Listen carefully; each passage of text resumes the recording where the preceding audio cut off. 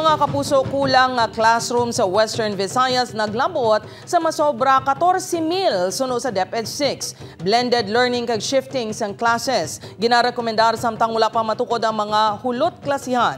Ini ang gintutukan ni Kim Salinas.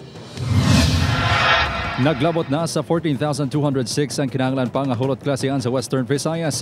Agad makabalik sa normal ang klase sa buong school year 2023 to 2024. Ini ang base sa datos ng Department of Education Region 6. Negros Occidental ang nakapanguna nga may 7,837 nga kulang nga classrooms. Ginasundan sang Iloilo Province nga may 1,654 kag Capiz nga may 890. Aminado ang DepEd yada ko ini nga pagpanghangkat apang dapat ipadayunon sa gihapon ang edukasyon sang kabataan.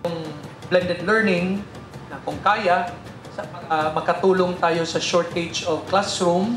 And then ang PPRD, si Dr. Dedoroy is also monitoring ilang mga schools all over the region na nagkakaroon ng mga shifting. Diri sa Leganes National High School, magitaan ang mga nagahilera nga mga payag-payag nga ginagamitan sang trapal bilang tabon. Ini ang solusyon sa bulutuan sa kakulang sang classroom. May 3,564 ka mga estudyante ang bulutuan. Apang may ara lang sang 70 ka classrooms. 6 ka makeshift classrooms ang ginpatukod agud may magamit ang mga estudyante kag manunudlo. Kung sa shortage siya sa classroom, ara gid eh. Madamo gid man na saya. Hindi na namon malikawan. Pero because of the makeshift classrooms, so, nagaganhagan na siya. Apang apektado naman ang pagtuon sang mga estudyante. Budlay, di kay kisama init, tapos dumagin na.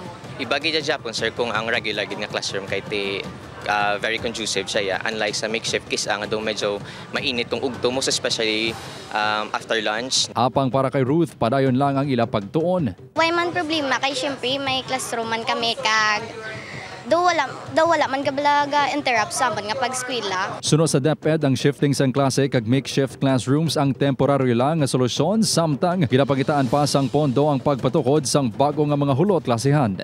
Upod kay Hans Desierto, Kim Salinas, 1 Western Visayas.